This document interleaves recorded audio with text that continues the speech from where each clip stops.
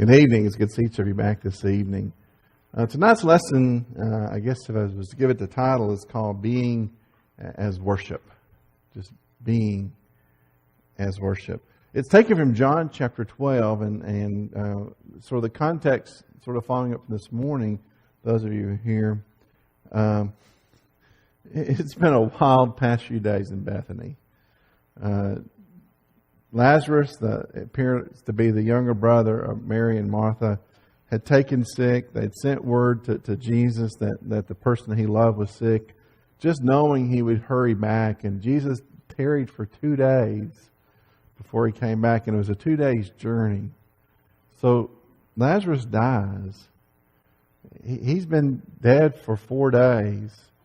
Now, one of the Jewish customs, it doesn't say that they did it here, but one of the customs of Jewish people, even today, in observant Jewish home, is that when there's been a mourning, there's this custom called sitting Shiva. And they would actually sit and receive people for like 7 days. They would sort of sit for a period of time and receive people to, as they were in their mourning, people would come by and see. And I'm not for sure that was doing, but apparently something like that, because the house is full of people and people have come to, John said that the Jews had come to their home, and then Jesus comes, and this morning we talked about how Martha first hears and she goes to him and she said, Lord, if you were here he wouldn't die, and then she sort of corrected herself, but I know if you want him to live he will, and then Jesus makes that great statement, I'm the resurrection and the life. And then Mary comes out and says almost the same thing, and then Jesus more or less says, take me to the tomb. And those words, Lazarus, come forth. And he comes out of the grave in almost mummified state. And Jesus says, let him out of that cloth and stuff. It's been wild. In John chapter 12, we don't know exactly how much time, but pretty soon after, whether a day or a few days afterwards, they're at Simon's house, and Simon is a former leper, and Jesus had healed him. And so they're sitting there, and that's sort of where we pick up in our text tonight. The 6 days before Passover, Jesus came to Bethany where Lazarus had been dead, whom he had raised from the dead. There they made him a supper, and Martha served, but Lazarus was one of those who sat with him, or sat at the table with him. It's a celebration. It's a time of rejoicing. I mean, Lazarus had been dead. He's alive. He's now enjoying a meal with Jesus at the table. Now, it's Simon's house, but Martha, if you will, she must be the Martha Stewart of the Bible. Because there's a party and she's there. And it appears almost again as if she's hosting the party. I don't know whether she just had the special recipes or whatever, but she's been busy. Whether she's preparing herself or she's commanding the servants to work, but she's been busy in the kitchen and she's preparing her meal. But this time it's a little bit different. You remember there's another story, an earlier story, when Martha and Mary and Lazarus and Jesus was at their house. And Martha was in there. She's in the kitchen. She was doing all the work and she's getting things ready. And Mary's sitting at the feet of Jesus. Remember the story? Remember? Luke chapter 10 tells us, but Martha was distracted with much serving, and she approached him and said, Lord, do you not care that my sister has left me to serve alone?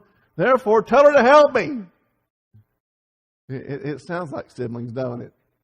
Asking a parent, they're not doing their share. Tell them to help me. She's exasperated. That's not the Martha we see in John, but that's the Martha we see in Luke. She's just overwhelmed. And of course, Jesus, told her that, your sister Mary has chosen the better part. He says, Martha, you're sort of troubled about a lot of things, but, your sister Mary has chosen the better part. You see, something has happened in Martha's life between there and John chapter 12. She no longer seems to be that same person. There's no commentary in John about her being flustered or upset. Because, they're just sort of at the table and can't help but believe that after that exchange in Luke chapter 10, that Martha learned to reclaim something she was good at, but in a different way. She now looked at it as a form of worship. She now took her skills and abilities and talents and said, listen, I'm serving the Son of God. She was no longer hurried and frustrated, and she wasn't grumbling and complaining about no one helping. She now reclaimed her gift and said, I'm using it to serve the Son of God. She's not the person that she once was. She's still doing Martha-type things. It appears she's of a different disposition and a different heart. I guess what I want you to consider tonight is that being a servant is an act of devotional worship. Choosing to serve God in your life with your talents, your abilities, your opportunities is an act of worship. And we recognize that some people are gifted one way and some people are gifted another. You know, if I was to suggest to somebody, let's turn in and fix a big meal for some people, somebody says, oh, that'd be good. Somebody says, oh my goodness, here's me to death. You may not be gifted that way, but you may be gifted in entirely other different ways. And yet you use it to serve God. You know, when you find out what you can do for the Lord, and you do it with the right heart and the right attitude, it's worship. And it may not be something you're doing in a public forum. Now, I'm not trying to make Sister Terry too uncomfortable tonight, but she does a good work. I don't know how many have been looking at the website, and Jen and Terry have been on the website lately. And it's something that she can do from her home. And we have a YouTube channel. Do you know that? We have a Netherland Church of Christ YouTube channel. You can follow the YouTube now. But taking a gift that God has given you and using it to His glory and for His kingdom is a way of serving. It's a way of daily devotion and worship. Now, if we think God's just really pleased with us just showing up for a few hours on Sunday, God says, okay, you got that done. I don't think God looks at our lives that way. Now, service alone is not worship. Now, let me get this real clear. Service alone is not worship. It's got to come out of the right heart. In fact, the Bible really addresses this. Philippians chapter 2, 14 through 15. Do all things without complaining and disputing. And you may become blameless and harmless children of God without fault in the midst of a crooked, perverse generation, among whom you shine as lights in the world. Doing for doing's sake does not do it for God. Or doing it just out of the wrong heart and disposition. 1 Peter chapter 4, verse 9. Be hospitable one another without grumbling. Now, you could be Martha, boy, I'm cooking this meal for those. I hope they like it. Hope they don't choke on it, Mary. But oh, the Lord loved me. I've made biscuits for everybody today. That's not service worship. That's not being a servant type worship. That's being human, fulfilling an obligation, but not happily doing that. So we can look at what happened to Martha, and I think Martha dispositionally was probably, she was good at this stuff. I mean, she seems to be. They keep showing up at parties and stuff, but she had to reclaim that. She had to give up that old disposition of feeling the one being put upon. And simply saying, I'm doing this for the Lord. I don't care who helps me. And you begin looking at that.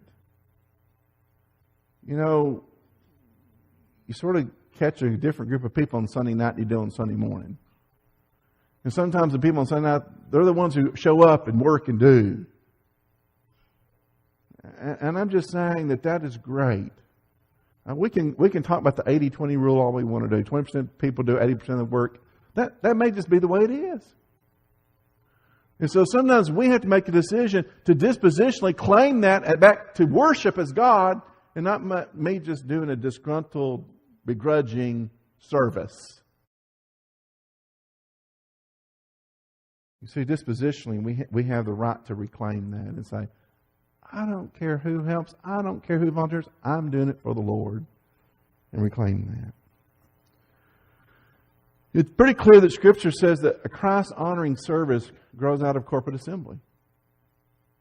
I think that something happens when we come together. In fact, Hebrews chapter 10, verse 24 through 25 says, let us consider one another in order to stir up love and good works, not forsaking the assembly of ourselves together as a manner of some, but exhorting one another, so much the more as you see the day approaching.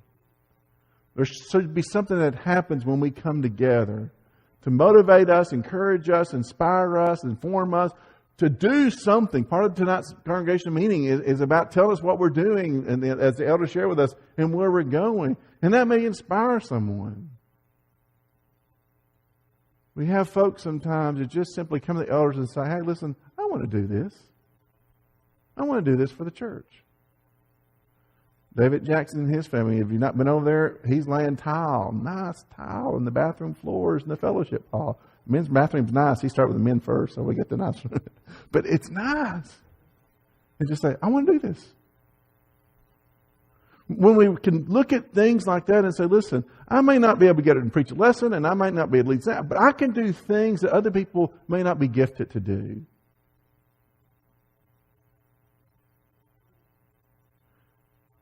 Many here remember Sister Bobby Gomes and how she had a ministry based upon chocolate pies.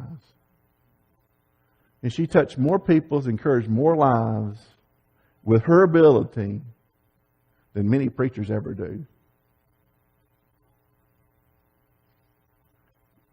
You see, when we take things and dedicate to God in service to Him and His people, He has a way of honoring them.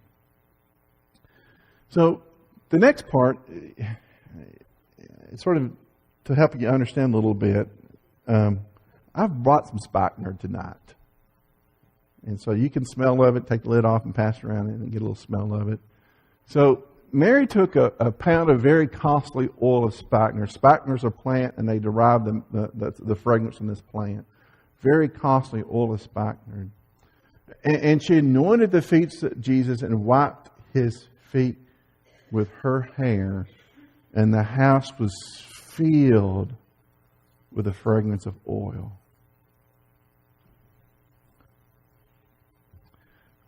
You know,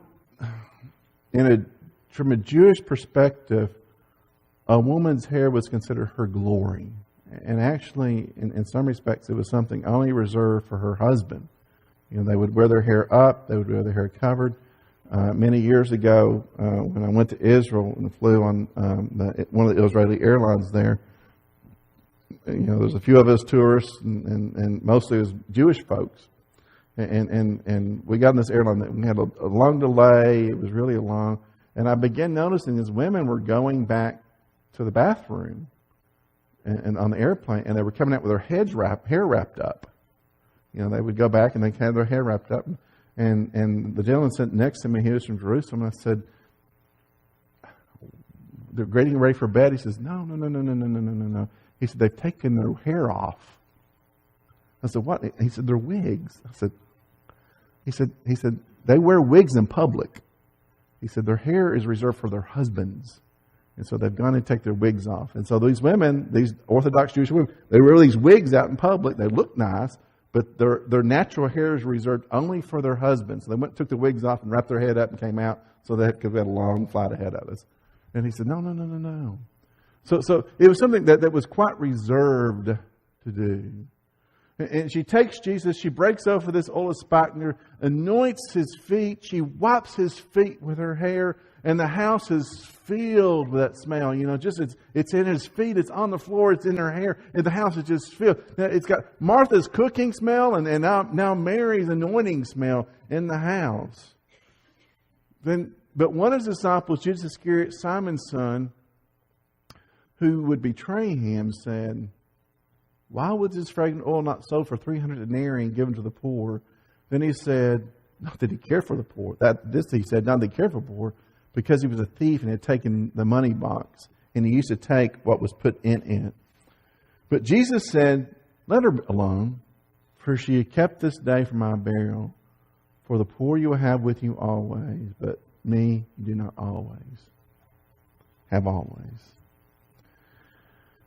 When you read this story, it sounds familiar to you, because this appears to be another occasion where a woman came in when Jesus was in Capernaum.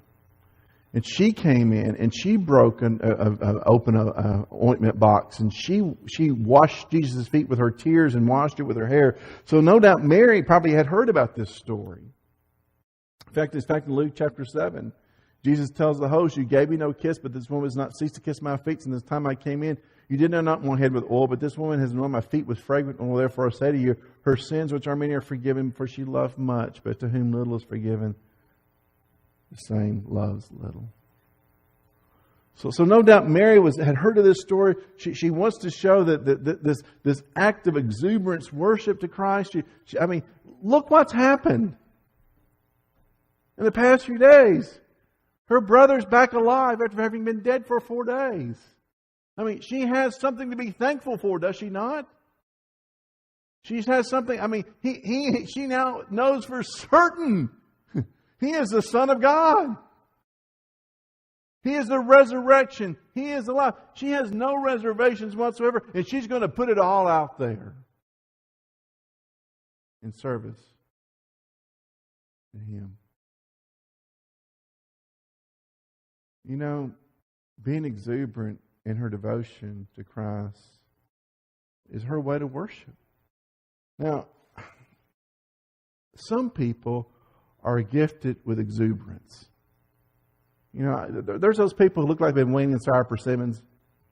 Like that. They would just have a hard time smiling. Their face might crack or something. But some people are exceptionally gifted. They're just like little lights. They bring in joy. They bring in exuberance. But I think sometimes maybe we don't have a lot of it in our fellowship because we run them off. Because we're suspicious. What are you so happy about? Why are you acting that way? And I think that there's a problem with that. That we have to look at that some people's exuberance and their devotion to God is how they're gifted. Just like maybe Martha could turn in a cook and meal. Some people just got it. And the rest of us, we sort of have to catch up with them. And so she had nothing she was going to hold back from Christ. Now, to give you an idea, my little bottle didn't cost that much. Okay, but spikenard was very expensive, as Jesus said, 300 denarii. That was 300 days' wages. That was one man's yearly wage. She took the most expensive, precious thing she probably owned. And maybe it was saving for a day, maybe when she got married, or maybe the day of her burial. And she gave it to Jesus on His feet. And she washed it with her hair. Mary was just gifted that way. Jesus said earlier that she chose the better part. In fact,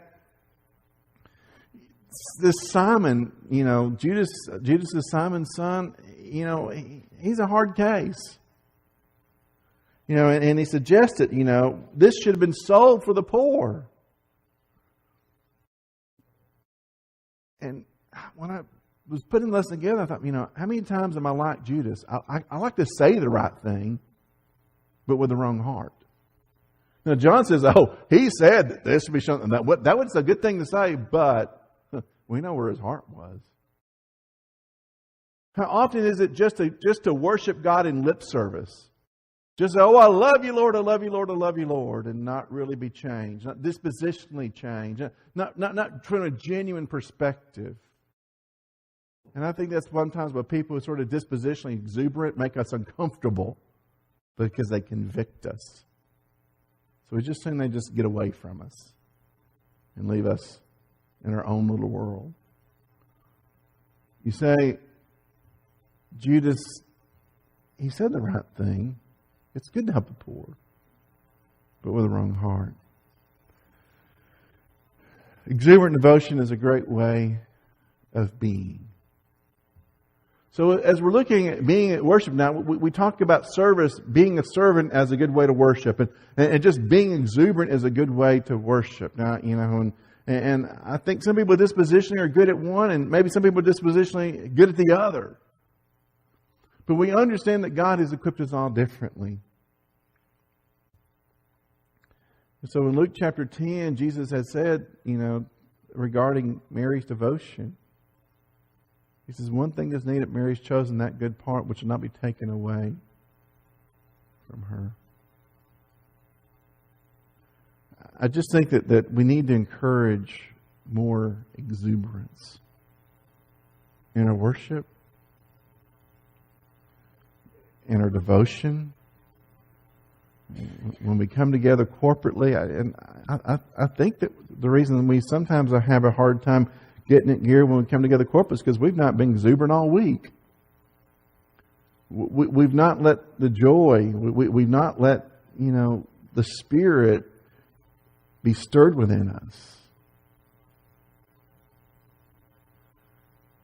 So we'll continue on. Mary was unashamed to show her devotion. The whole house smelled the aroma of her worship and Martha's cooking. I mean, it was interesting.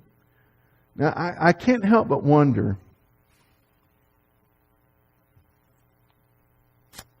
what's happening at the table?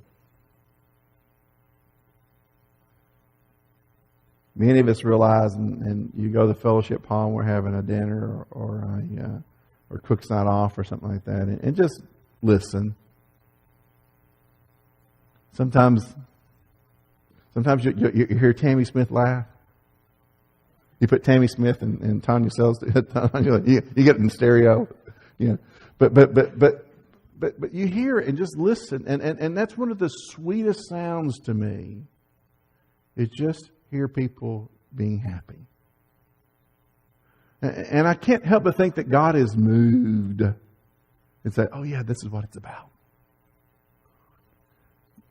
But at this table, the inside's good, the outside's not so good, because it says, now a great many of the Jews knew that He was there, that is Jesus, and they came not for Jesus' sake, but that they might also see Lazarus, whom He had raised from the dead. But the chief priests plotted to put Lazarus to death also, because on account of him, many of the Jews went away and believed in Jesus.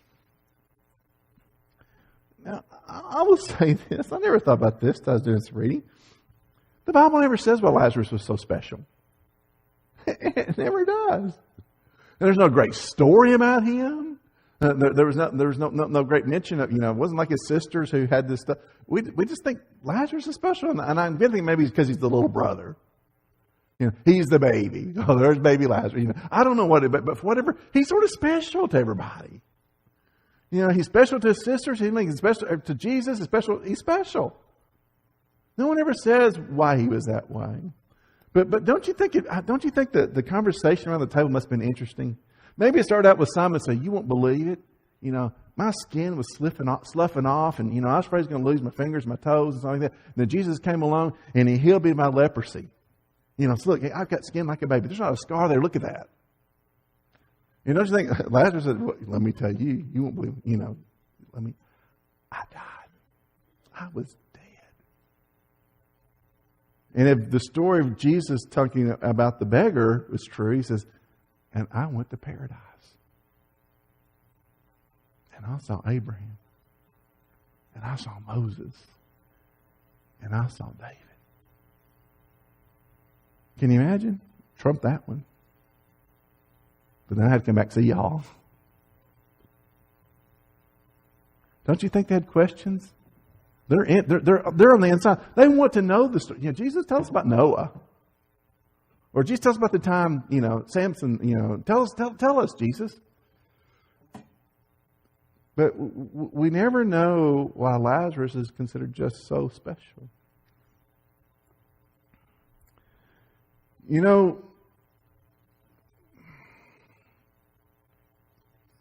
Maybe, I don't know. I've read the verse Jesus wept before, and I can take it another way.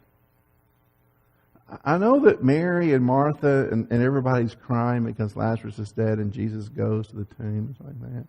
And Jesus wept. And I believe He's a compassionate God, and he feels our suffering, and He's aware of it, and He knows what it's like. But what if a few of those tears were for Lazarus' sake? Not because he's dead, but because he has to be asked to come back. Only to die again.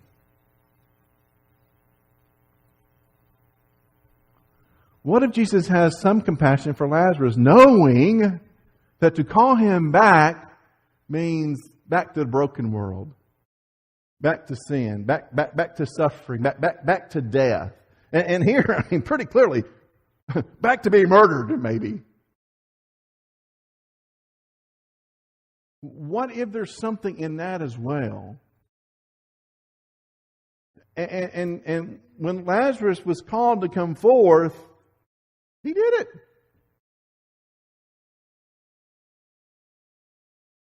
What if there's a matter of willingness? What if Lazarus says, well, okay, all the same, I like you where I'm at. That death thing's not really fun. But maybe disposition, there was just something about Lazarus. I mean, of all the people Jesus could have raised from the dead, and people were dying all the time. We know he gave the widow's son back to her. We know of things, but why him? The little Nike slogan used to be at one time, just do it. This ideal of just what you're called to do, just do it. Whatever you're led to do, just do it. And I think there's something in that. Jesus says in John chapter 14, verse 15, if you love me, keep my commandments. So we can look at service as being a form of worship, and that's something that goes beyond these walls. I mean, we can look at exuberance being a form of worship, and definitely that can go beyond this wall. I think if you practice that outside of here, you get better at that in here. But in obedience, that definitely needs to go beyond these walls. That everything that we do, we are to do to the glory of the Father. Everything that we're to do is to be to the glory of the Father. I think that when we begin to understand that and we begin to apply that principle to our life has meaning. It has purpose. If you're at school and you're a student, be a good one. Be a respectful one. Be a light. You'll be a blessing to your teachers, that's for sure. And you never know how you might influence someone struggling. As a worker, we go to work tomorrow. For some of you, well, do you remind me? Have to remind me? Yeah, I have to remind you. Not that you'll forget. But what if you say, okay, whatever I'm doing, if I'm putting widgets together or waiting on people or whatever I'm doing, I'm going to see if I can turn it into a form of worship to God. Be a blessing to people. I don't know that people say, this world's just so kind, I can't stand it anymore. There are a lot of people say, goodbye, cruel world. Kindness is a way to bring glory to God. What did Jesus say? If you offer a cup of water in my name. It's a pretty simple task, isn't it? But what if we look at I like the ideal of what this is you enter to worship and you leave to serve. Why don't we sort of just get that mentality about what we're doing here corporately? Whether Sunday morning, Wednesday night, whenever we come here to get ready to serve. And we begin to say, our worship hour does not end. Oh, you mean when we come together? Okay, we have certain times for that. But really, we live lives dedicated to worship.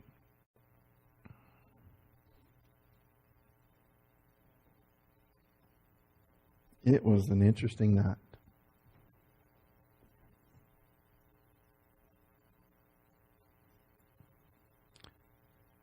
As we move to the text, of course, we won't deal with it next Sunday morning. Kevin Welch will be with us as a guest speaker. But as we move to the text, we're going to see some of the most intimate portrayals of Jesus anywhere in Scripture. That's one of the reasons I like John.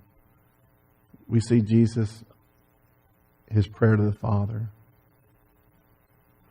We see Him expressing His will for His people. And John's moving rather rapidly through the text, and we're coming to the point that we recognize that Jesus' ultimate sacrifice on the cross. If you're here tonight and you're not a Christian, you know, we're always prepared 24/7. We're sort of like the hospital OB ward. You say, I'm here to have a baby. They say, no, could you come back tomorrow? No. That wouldn't be natural. So we're always ready to deliver His people into the new world. So if you're here tonight and you're not a Christian, we encourage you tonight. We have a great time. We got all the time we need. We're not hurried. We're not rushed. Or if you're here tonight and you need prayers on your behalf, maybe there's a part of your life you say, hey, listen, I want to reclaim that because I sort of grudgingly gave that, and I want to give that back to the Lord as an act of worship and service. But if we can assist you anyway, I want you to come as we stand and sing the song, Brother Adam selected for us.